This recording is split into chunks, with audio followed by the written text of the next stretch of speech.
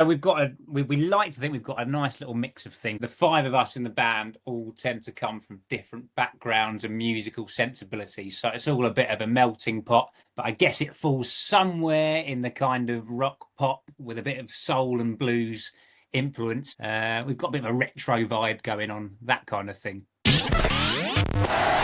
This episode is supported by the Bishop Stortford community newsletter. There's so much happening in town, it's hard to keep up. New businesses opening, community events, local stories, and opportunities for all of us to get involved and make Bishop Stortford a great place to live. That's why we created a free weekly newsletter that brings together the best of Bishop Stortford in one place. There's no endless scrolling, no hunting through Facebook groups, just the stories, events, and local updates that matter. If you'd like to stay connected to what's happening in Bishop Stortford, sign up using the link in the show notes. Okay, back to the episode. Welcome to the Bishop Stortford Community Podcast, the show where we shine a light on the incredible businesses, community leaders, and local legends shaping our town. I'm your host, James O'Donnell, and today we are joined by Joe and Addie. Joe and Addie, welcome to the podcast. Hello. Thank you for having us. Local legends, that's us. Now, for those of us who don't know you yet, who are you and what do you do here in Bishop Stortford? So we are, Joe and Addie, we are 2/5 of the Exile Club, who are a local band. We've been together since 2023. I've just been gigging, having fun. Releasing records. Yeah. Tell me about what you've released. Where have you been gigging? So we released our first album in September 2024. And I guess in the intervening time, we've gigged up and down the UK. We've been on a couple of short tours, done a few shows over on the continent in Belgium. And we've just released the first single from our second album, which fingers crossed should be released at the back end of this year. Awesome. So what kind of music are we talking about? And we like to think we've got a nice little mix of things. The five of us in the band all tend to come from different backgrounds and musical sensibilities. So it's all a bit of a melting pot, but I guess it falls somewhere in the kind of rock pop with a bit of soul and blues influence. We've got a bit of a retro vibe going on, that kind of thing. And how did you all meet each other? Oh gosh, a right mixture. I feel like Joe and I have known each other for years through different jobs. I teach at a performing arts group that Joe's done a lot of work with. I think that's how we met. Yeah, a long time ago, wasn't it? Yeah, many years ago. And Joe reached out to me over Christmas one year and sent me a 15-minute voice note. He loves a long voice note, saying about his idea for a band. And Neil, our drummer, and Neil have known each other forever. Forever. And then it was kind of just the process of I guess, sort of online musical dating, really. And these various, I guess you could call them musical dating sites where you could meet various musicians. I mean, the five of us all work as session musicians, so playing for different artists, and we'd all kind of come across each other in different configurations here and there. And kind of, we were just coming out of COVID, really, and it was all still, everything was a bit up in the air, and I think we were all kind of looking for additional projects or something new to be involved with. And we just had some songs lying around, and we kind of, the five of us sort of fell together. Mm-hmm. And ever since then, we kind of decided not to put too much pressure on things, but just see how things go. We've all got lots of other projects we're involved in going on at the same time. That's just kind of how, and in a weird way, it's almost had quite an organic coming together of things. We try not to force anything too much. You know, when we're all around to do something, we'll hit it hard and we'll get stuff done. When we're not, no problem. We can put the brakes on, and it kind of keeps it fresh. What for you is coming from different backgrounds? Is that what helps kind of keep you together, keep you cohesive? Yeah, with us, we're very lucky that Joe is ridiculously talented and can play like every instrument under the sun. So the first album was actually just Joe grabbing at different songs he's written over the last few years, obviously with this whole thing in mind, sent them out to us and went, guys, do your thing. So we all got to put our own twist and our own take on Joe's initial idea.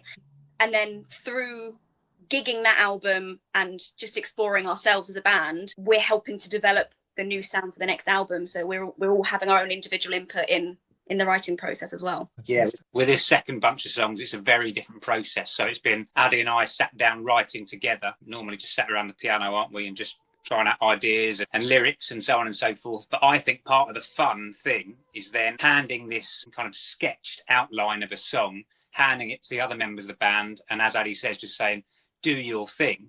Because when you hand it to Neil on the drums or Tommy on the keys or Daisy in the bass, they can take it in a totally different direction to what you envisaged. And I think the key is to kind of be able to let go and let them do their thing. And then you can be really, really pleasantly surprised by how a song can go in a different way to what you might have envisaged. It's almost like you get to hear the song a second time, you see what I mean? And that's part of the fun and part of the adventure, rather than being too structured and too rigid in what you want to create.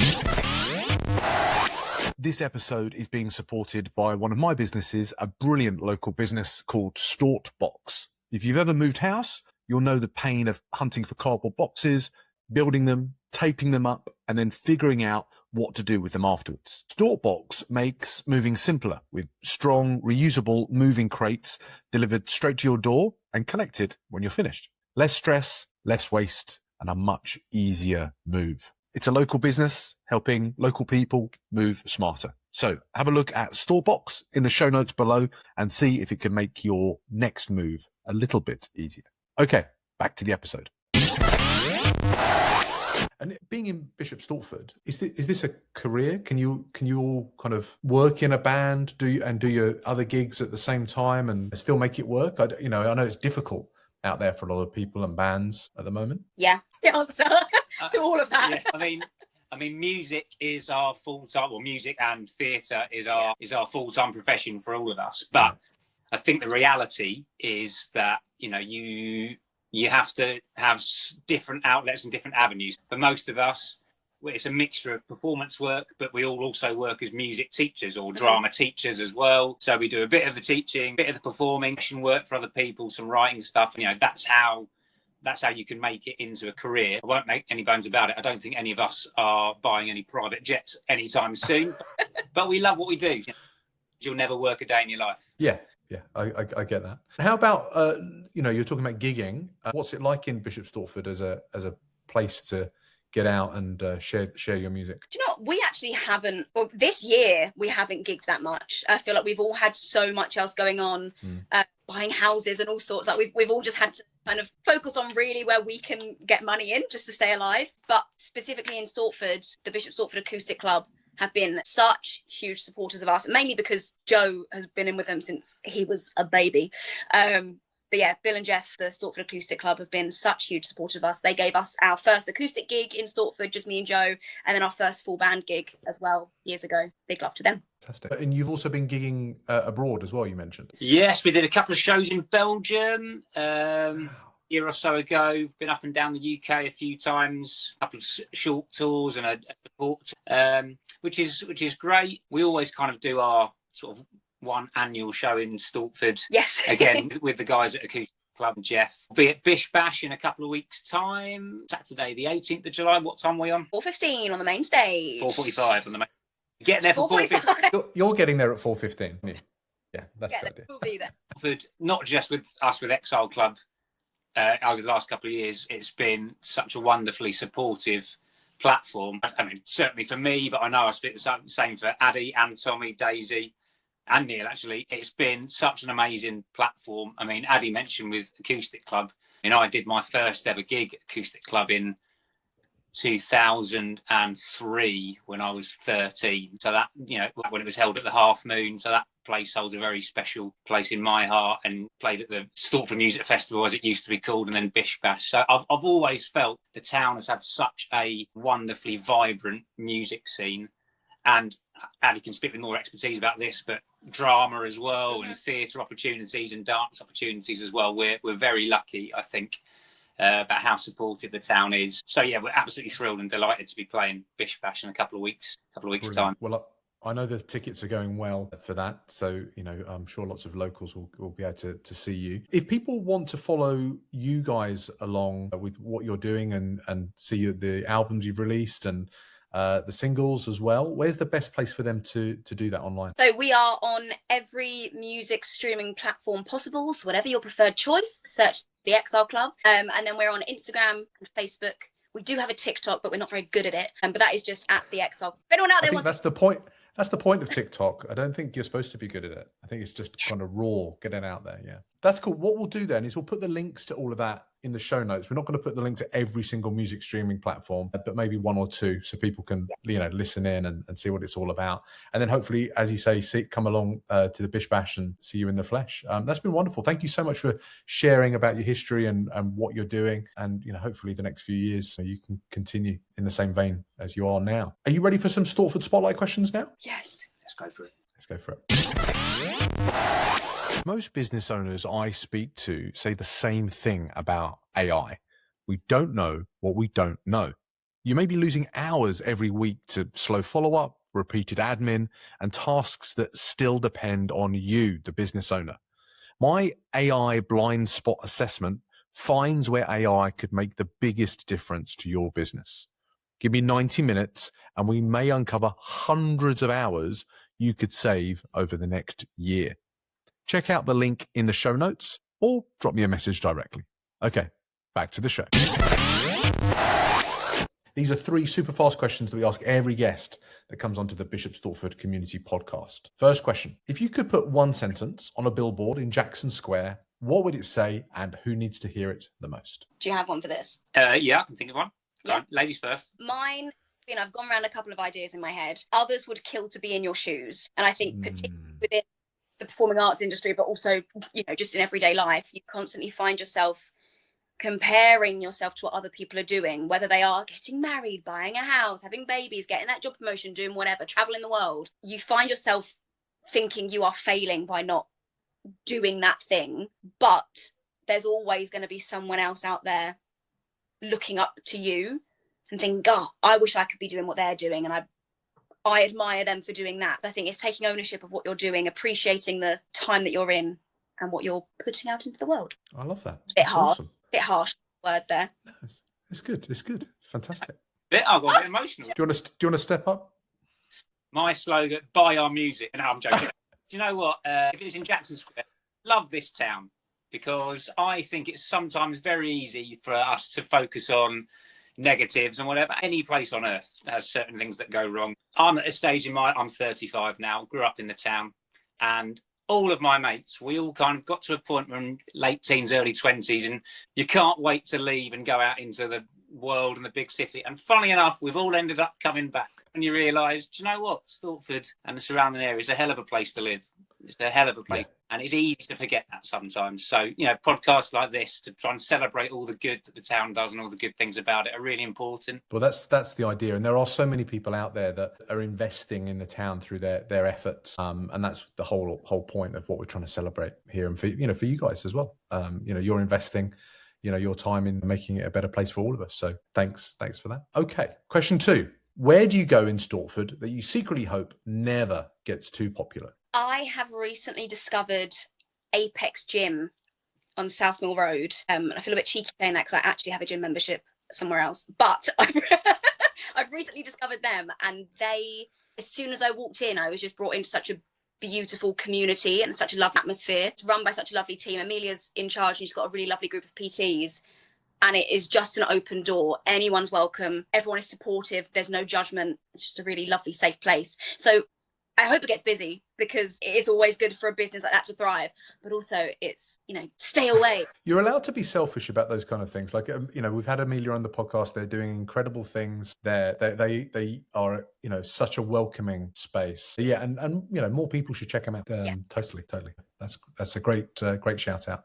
Joe, did you have a special one? Yeah, I'm quite a keen and enthusiastic runner. I'm not a very good one, but I'm quite keen. But I just recommend, I think there's some lovely rural little countryside trails and paths in and around Stortford.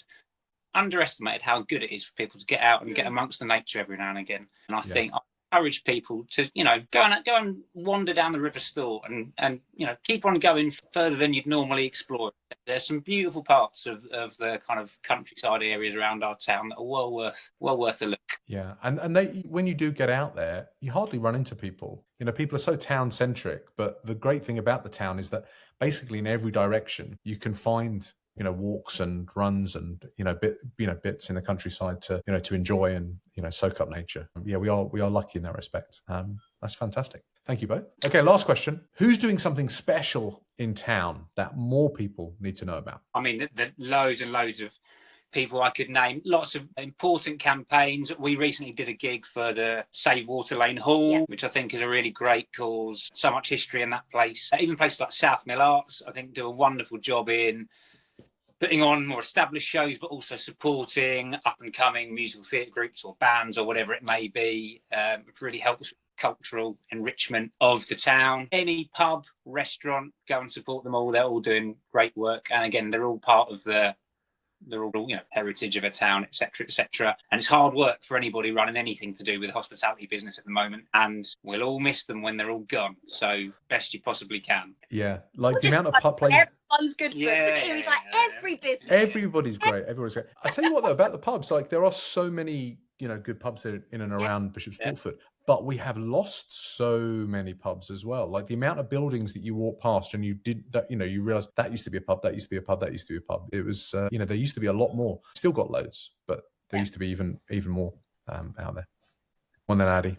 I'm going to give a little bit of a selfish shout because I work for them. But I'm going to give a shout out to Youth Create, who are a performing and creative arts charity based in Sawbridgeworth and Stortford. We've got an open door policy, all inclusive. And next year we're celebrating our 40th anniversary, which is a really, really big achievement. But I feel like myself and my brother-in-law, Connor, who currently are doing all the classes, we've encouraged and continued to create a safe space for local people, local children to engage in performing arts. I think we're teaching skills that are so vital just to use in your everyday life, like public speaking, how to communicate with people with different backgrounds. So yeah, I'm giving a little shout to Youth Create because I think we're doing a real job. And is that something that people come to classes or you go out to schools or what's the dynamic there? Run weekly classes from little 2-year-olds in the Little Sparks class all the way up to young adults in our skill and pro station on a Tuesday evening. So open door policy, we've done some competitions, we run shows. Yeah, lovely environment. Awesome. And whereabouts are you based? So Sawbridgeworth and Bishop Stortford, 2 little venues, but you can find us online. Find us online. Excellent. What we'll do is we'll put links to that in the show notes so that people can follow along and check what that's about. And maybe we can do an episode one day just focusing all on that.